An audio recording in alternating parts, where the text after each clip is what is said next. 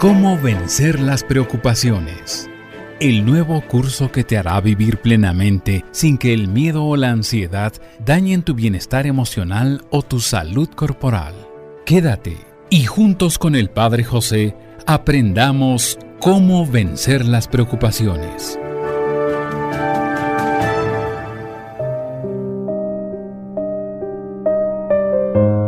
¿Qué tal, amigas y amigos? Bienvenidos a una emisión más de este programa en el que recordamos que nunca estamos solos porque, de una u otra manera, Dios siempre se hace presente en nuestro camino.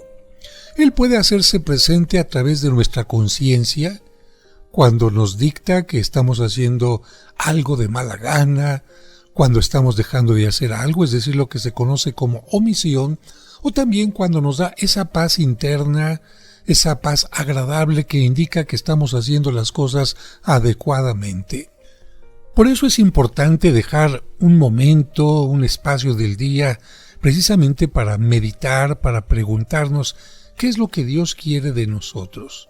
Recuerda que Dios nunca nos va a pedir más de lo que podemos dar, pero tampoco nos va a pedir menos de lo que podemos dar. Y nunca nos va a pedir algo incorrecto, sino siempre nos va a decir: busca lo bueno, busca lo perfecto, y esto implica aquello que te ayude a tener una salud física, emocional, mental, espiritual. ¿Por qué? Pues porque así como el cuerpo en salud es cuando tiene la mejor forma de trabajar, la mejor forma de enfrentar el mundo, también nuestra psicología, nuestro espíritu, nuestra salud mental es la mejor forma para enfrentar cualquier cosa y particularmente los problemas. Hoy vamos a tocar este tema. Hasta aquí puedo llegar en las preocupaciones. Hasta aquí puedo llegar. Te voy a poner el ejemplo de lo que vamos a hablar con lo que sucede cuando vas al supermercado. Yo creo que alguna vez te has animado a poner tantas cosas, tantos utensilios, tantos artículos, tantos alimentos en el carrito del supermercado, pues porque es muy fácil. Tú simplemente vas tomando y lo pones en el carrito, tomas y tomas y tomas. Sin embargo, llega un momento en que dices: a ver, voy a revisar mi cartera para ver cuánto es lo que puedo llevar, porque no puedo llevar todo lo que quisiera. Voy a llegar a la caja y cuando me hagan la cuenta, pues no voy a poder pagar, y como que no es muy agradable tener que ir sacando ahí en la caja las cosas del carrito de autoservicio, porque en primer lugar hay gente detrás de mí y creo que no es lo correcto. Tengo que medir mi capacidad económica. También en otras cosas tengo que medir mi capacidad. Por ejemplo, si yo sé que trabajo todos los días de las 8 de la mañana a las 2 de la tarde, por decir algo, y me piden que vaya a una reunión a la 1 o a las 12, pues no puedo. ¿Por qué? Porque estoy midiendo mi tiempo, mis compromisos, y tengo que decir: hasta aquí puedo y hasta aquí no puedo. En la parte psicológica o emocional, en este momento vamos a analizar cómo también tenemos que decir: hasta aquí puedo, hasta aquí llego. Más allá de este límite, de estos límites, no debo de llegar. ¿Sabe alguno de ustedes cuál es el medio infalible para ganar mucho dinero y hacerse rico en poco tiempo? Si yo supiera esta fórmula, de seguro la podría publicar en algunas páginas y vendería a 100,000 pesos cada ejemplar del libro. Pero lo que sí he llegado a saber es la fórmula que emplean ciertas personas muy listas para no arruinarse en los negocios que emprenden, y esta fórmula es la que voy a explicar enseguida. Un joven amigo mío llegó con varios documentos a negociar en la bolsa de valores. Le parecía que iba a lograr ganar millones porque se sabía ciertos trucos para negociar. Y en verdad, al principio ganó bastante, pero luego aparecieron otros más vivos que él y lo dejaron en la completa ruina. Se puso a meditar acerca de los errores que había cometido y se propuso consultar a un experto sobre el tema de valores. De esta manera, oyó hablar del doctor Joaquín Vallejo, que era una persona muy experimentada en negocios y que además tenía una gran fama de ser una verdadera autoridad en el hábil manejo del dinero, y fue, por lo tanto, a consultarlo. El doctor Vallejo le hizo varias preguntas para saber cómo había procedido en el tiempo en el que negoció imprudentemente y perdió todo su dinero.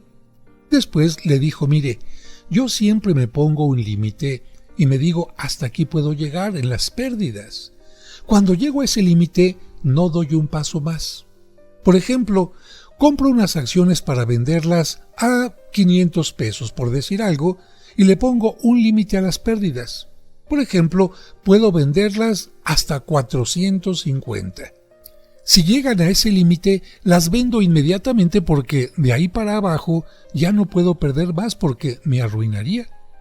Y el veterano añadió: si usted es un buen negociante, se propone ganar el 10%, el 20% o el 30%, y si pone un límite a sus pérdidas de manera que nunca gane menos del 5%, por más que lo que gane sea poco, usted va a ir progresando. Pero si pierde y no se detiene a tiempo, va a terminar en la ruina. Este joven adoptó el consejo del doctor Vallejo y ahora está en una muy buena posición en la bolsa de valores. ¿Por qué?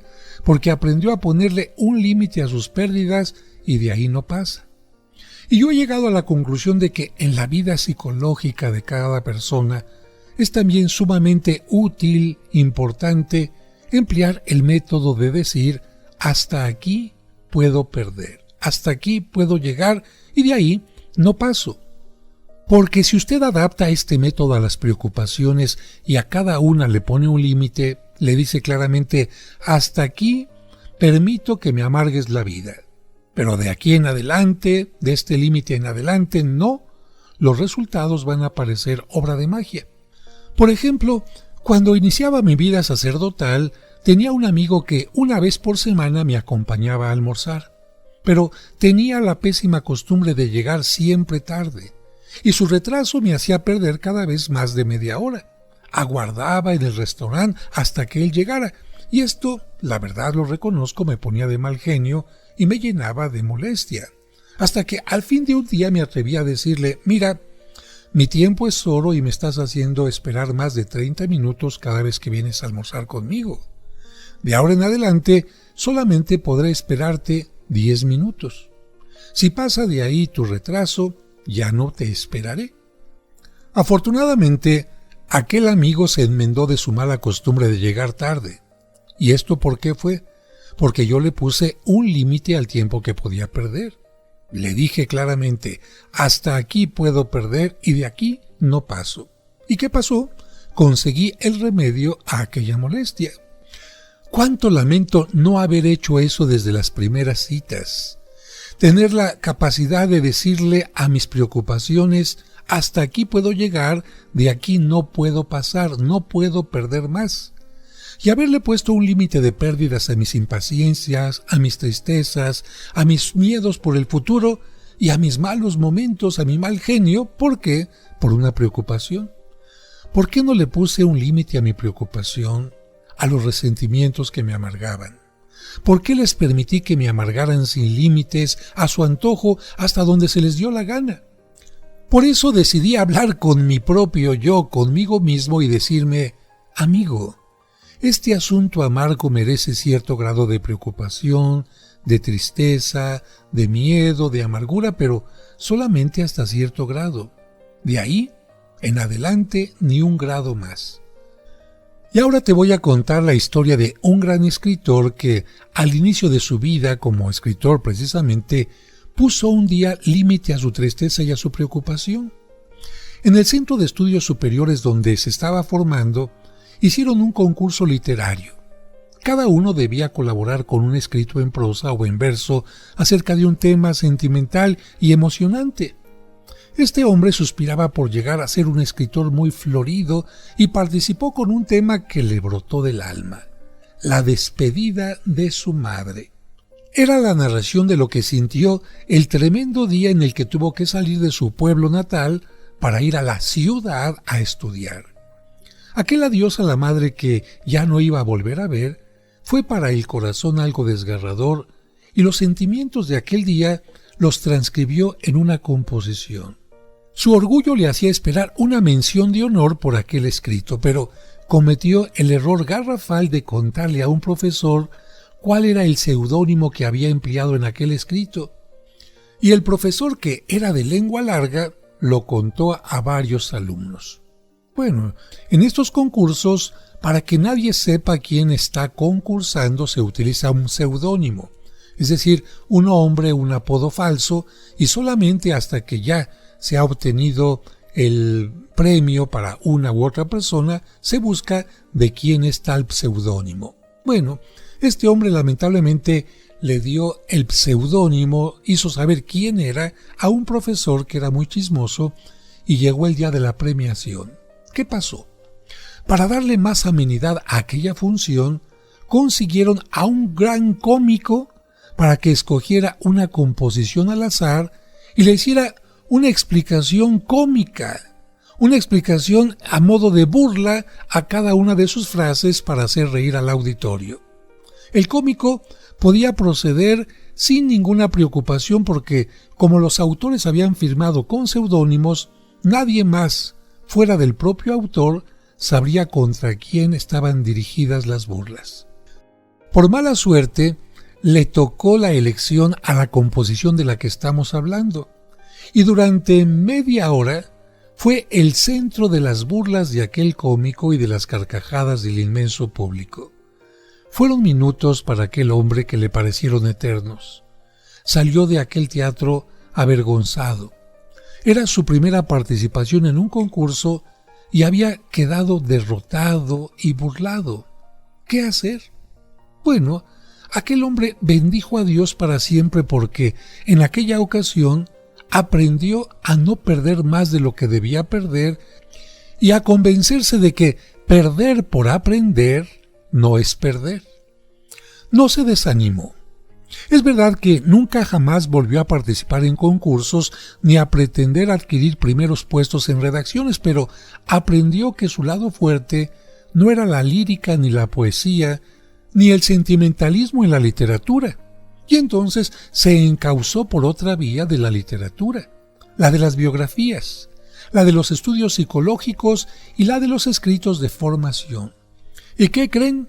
Gracias a Dios, ahí lo estaba esperando el éxito. ¿Tú crees que estaba contento de haber tomado esa decisión? Claro que sí. Estaba muy contento y cada vez que recuerda ese asunto le dan ganas de bailar de puro gusto. Incluso puede decir que desde aquel momento humillante de su composición sentimentalista, ya no dedicó su tiempo a tener vanas emociones, sino que se ha propuesto formar la voluntad de los que leen sus escritos y llenar de buenos pensamientos el cerebro de sus lectores. Y todo ha resultado miles de veces más productivo de lo que hubiera podido siquiera soñar. Con esto vemos que una vez más se cumple la palabra de la Sagrada Escritura, concretamente en Efesios capítulo 3, versículo 20. Dios tiene poder y bondad para darnos mucho más de lo que nos atrevemos a pedir o desear.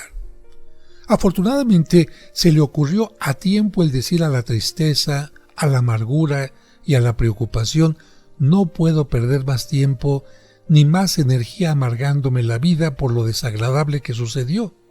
Mi tiempo lo voy a dedicar más bien a buscar otros caminos que me lleven al triunfo.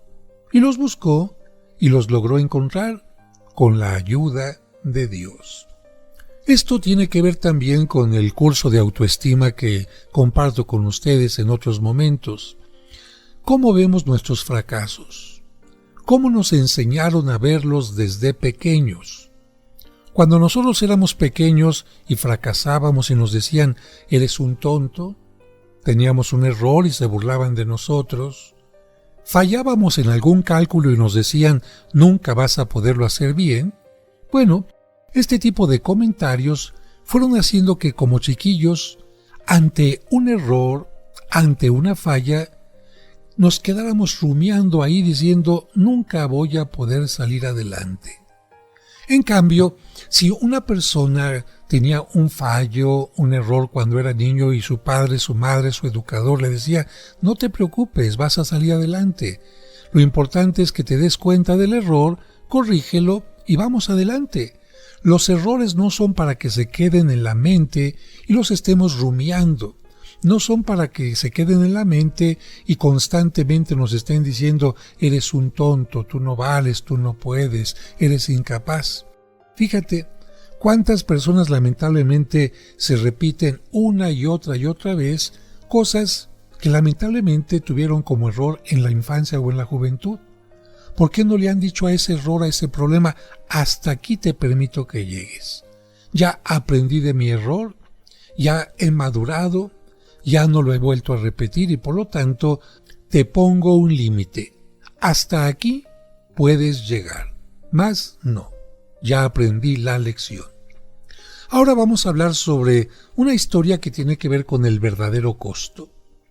El sabio Balmes decía, el verdadero costo de una cosa es la cantidad de vida y energía de bienes que gastamos para conseguirla. Fíjate, el verdadero costo de una cosa es la cantidad de vida, es decir, el tiempo de vida, de energía y de bienes que gastamos para conseguirla.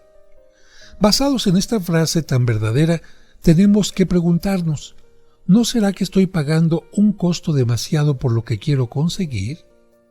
¿No me estará resultando exageradamente costoso lo que quiero obtener? ¿Acaso no estaré quemando demasiada energía, preocupándome y hasta acabando con mi equilibrio nervioso y mi salud por lograr lo que deseo o evitar lo que me asusta? Y esta frase me lleva ahora a recordar algo de mi curso de tanatología, en donde menciono que hay dos tipos de tanatólogos.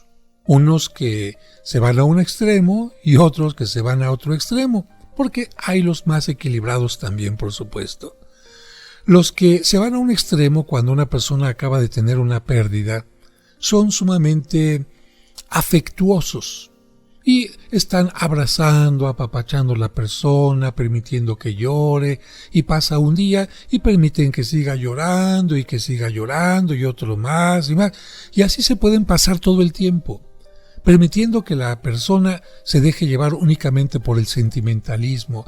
Es que no voy a poder vivir sin esta persona, ¿qué va a ser de mi vida? Ya no tiene sentido la vida, no es posible, nunca pensé que esto pudiera pasar, es que ¿por qué Dios me hace esto? Bueno, nosotros entendemos que esto puede ser normal los primeros días, especialmente en la etapa primaria del duelo.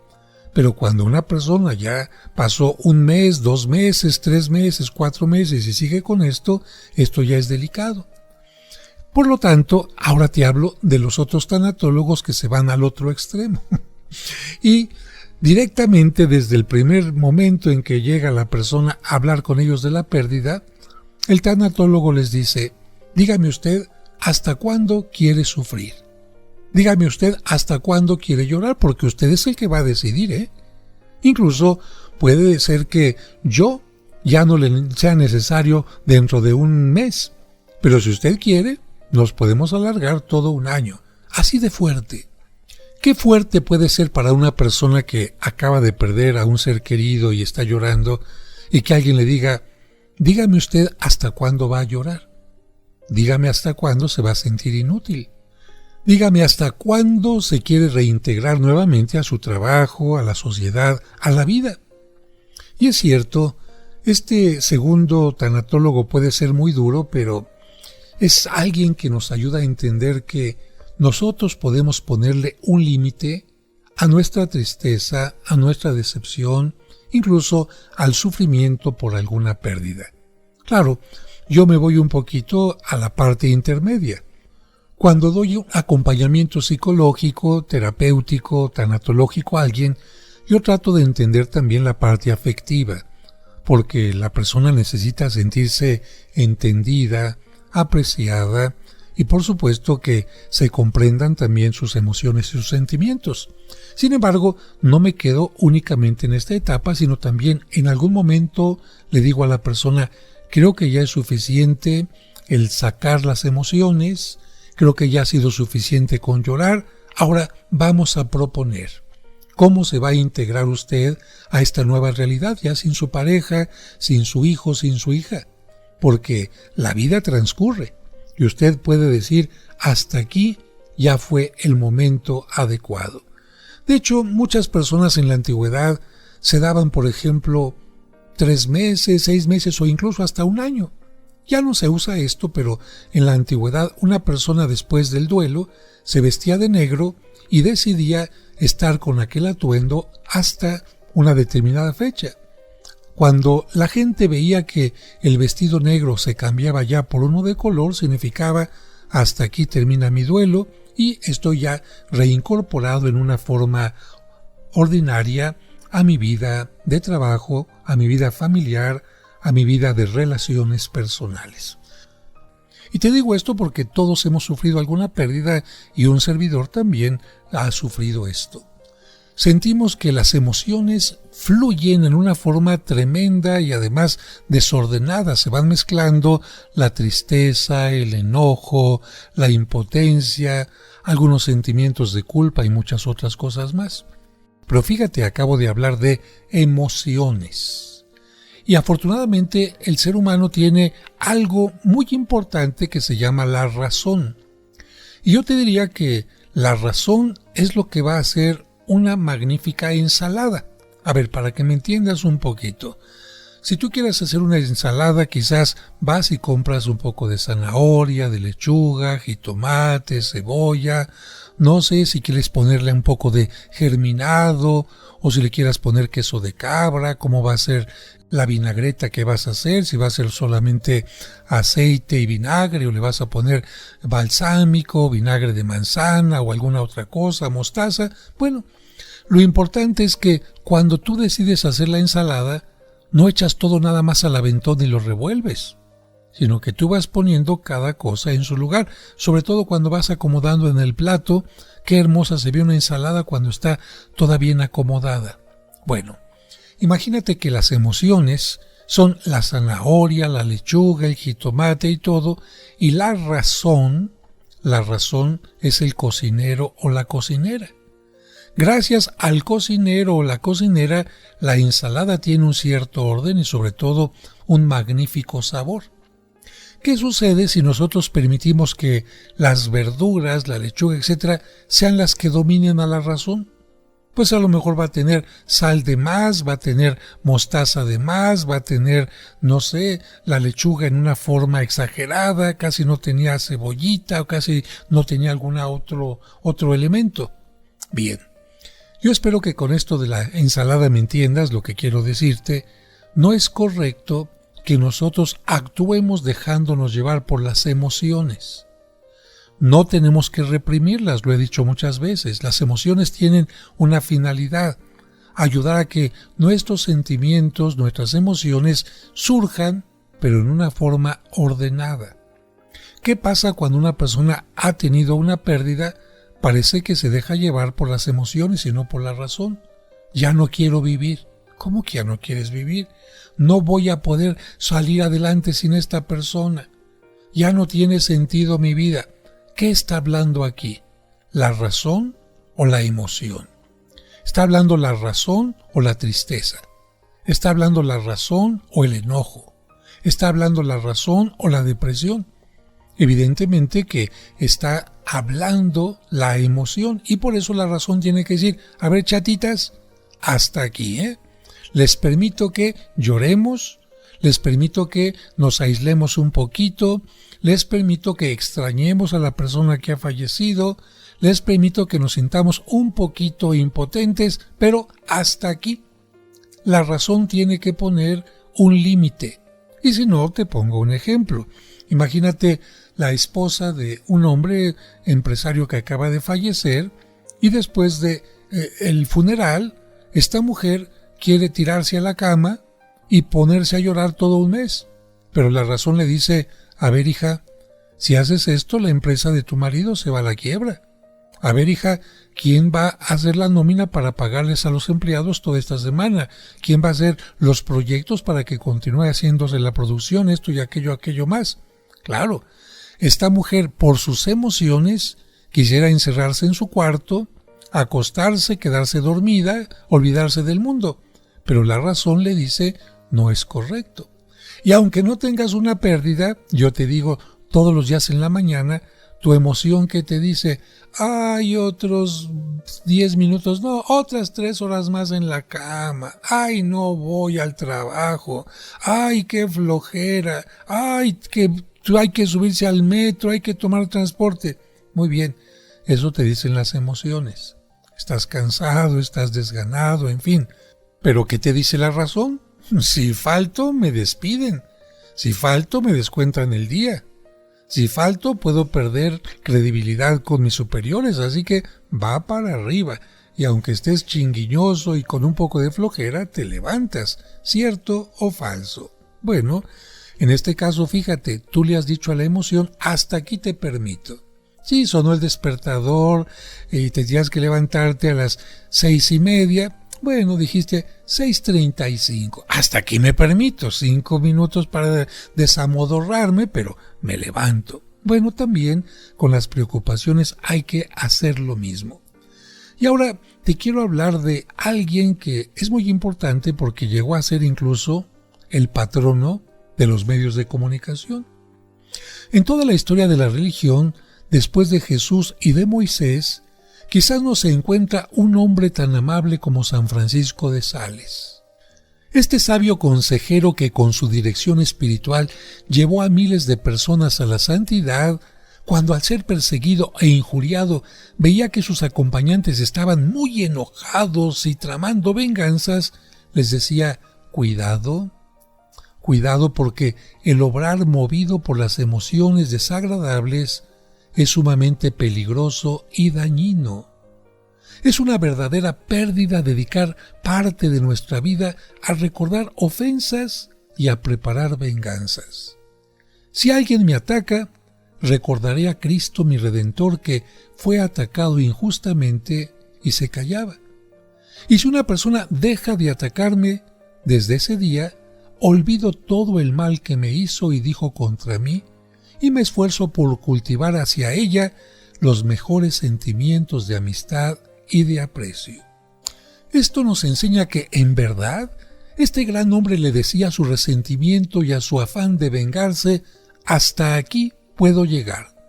De ahí no paso, porque gastaría mi vida amargándome inútilmente si concediera demasiada importancia y exagerado tiempo a recordar los males que me han hecho o me han sucedido. Y bueno, ¿qué les parece si hacemos un breve paréntesis para hablar de quién fue San Francisco de Sales? Porque hay algunos que seguramente no han oído hablar de él. Él nació el 21 de agosto de 1567, siglo XVI, en Torrens, Francia, dentro de una familia noble de Saboya.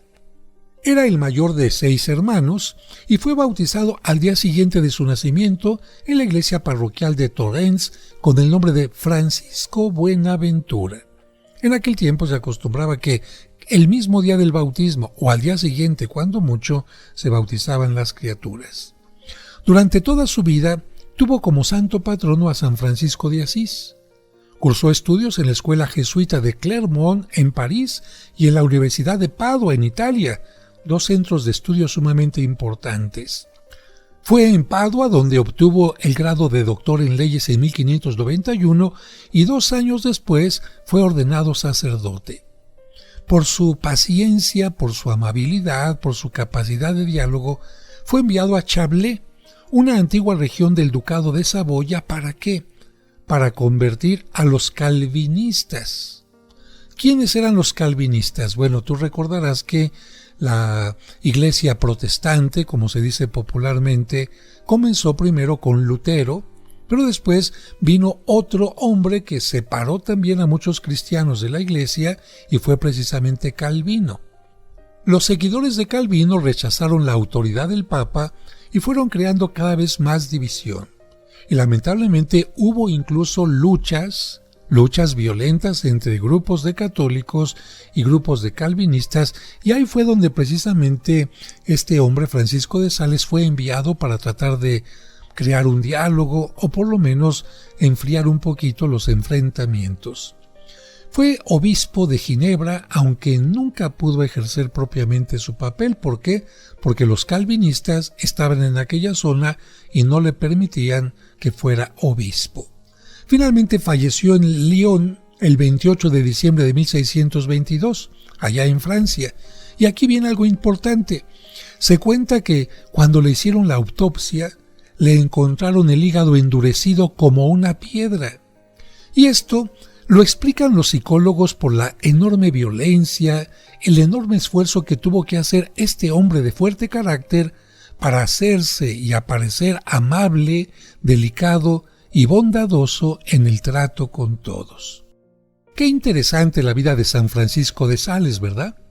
Él mismo admitía que tenía un temperamento fuerte y que era una persona iracunda. Sin embargo, sus escritos reflejan la dulzura que fue su carácter distintivo. Por ello, se le conoce como el santo de la amabilidad y porque es patrono de los medios de comunicación. Porque para que haya una buena comunicación, si hay amabilidad, se tiene todo. En cambio, si en los medios de comunicación tienes mucha técnica, pero la gente no sabe escuchar, no sabe ser paciente, no sabe permitir que el otro se exprese, pues no hay comunicación. Y algo relacionado con San Francisco de Sales es que San Juan Bosco fue un gran admirador de él. San Juan Bosco también trató de dominar su carácter y en los colegios que él fundó y en las comunidades que él fundó, trataba de que siempre reinara la amabilidad. ¿Y sabes cómo le puso San Juan Bosco a su comunidad? Le puso la comunidad de los salesianos. ¿En honor de quién? De San Francisco de Sales. Seguramente tú conocerás algún colegio salesiano o alguien que haya estudiado en este tipo de colegios. Y ahora dejamos a San Francisco para hablar de la tía Cornelia. Fíjense que en una reunión de adultos, una persona hablaba de una tía que se la pasaba quejándose y lamentándose porque su esposo había sido siempre muy agrio con ella y porque su hijo se había adueñado de una finca que ella imprudentemente le había escriturado. Dice que le llamaban la tía Quejitas. Lo interesante de la charla de este hombre es que él no conoció ni al esposo ni al sobrino porque cuando a ella la oía lamentarse ya habían pasado más de 40 años de esos hechos que tanto la amargaban.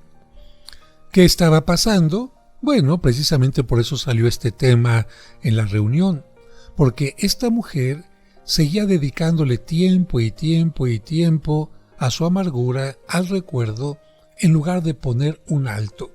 Por eso es que, después de contar esta primera parte de la historia, el Señor nos dijo, un día, al escuchar que se seguía lamentando y lamentando y lamentando, me atreví a decirle, tía, es verdad que su esposo hizo mal en tratarla tan duramente y que su hijo fue injusto al quitarle su finca, pero ¿no le parece que el haberse estado quejando y disgustando durante medio siglo por estos hechos es pagar un costo demasiado alto por semejantes cosas? Desafortunadamente, las palabras de este señor hicieron tanto efecto en la tía Cornelia como si se las hubiera dicho a una piedra. ¿Por qué? Pues porque la pobre anciana no aprendió desde joven a poner un límite a sus tristezas, a sus quejas, a sus preocupaciones. ¿Y qué creen? Se murió quejándose. ¡Qué pena! Cuando una persona puede poner un límite a las cosas, sobre todo las cosas negativas, y decir, hasta aquí te permito, ¿para qué me sigo amargando la vida? Y ahora vamos a hablar del silbato de Franklin. El inventor del pararrayos, don Benjamin Franklin, contaba que siendo niño vio en una tienda un silbato que le llamó la atención. Fue a su casa, abrió la alcancía y corrió a la tienda, y sin preguntar el precio, dio por el silbato todos sus ahorros. Es decir, no preguntó ¿cuánto cuesta este silbato? Y entonces dio la cantidad apropiada, no, entregó todos sus ahorros por aquel silbatito. Luego llegó a la casa y la recorrió durante toda la mañana pitando sin cesar. Pero cuando llegaron sus hermanos y supieron que había dado todos sus ahorros por aquel silbato, se echaron a reír y le hicieron caer en cuenta que había pagado un sobrecosto desproporcionado, 10 veces más de lo que valía aquel objeto.